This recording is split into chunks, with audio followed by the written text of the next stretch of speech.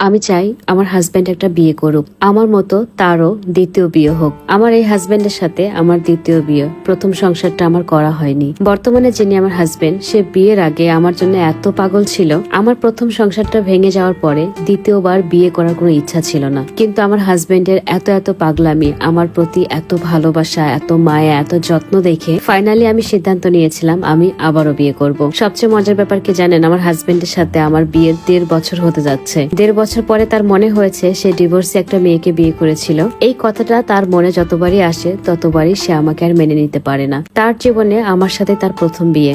আমার এবং আমার হাজবেন্ডের বিয়ের কথা আমার হাজবেন্ডের ফ্যামিলির কেউ জানে না। বুঝতেই পেরেছেন, আমরা একা বিয়ে করেছি। আমার হাজবেন্ডের কথা তার ফ্যামিলি কখনো মেনে নেবে না আমি একটা ডিভোর্সি মেয়েকে বিয়ে করেছি। বিয়ের 3 মাস পরে আমি জানতে পারি আমার হাজবেন্ডের আমার আগে থেকে একটা মেয়ের সাথে 7 বছরের সম্পর্ক।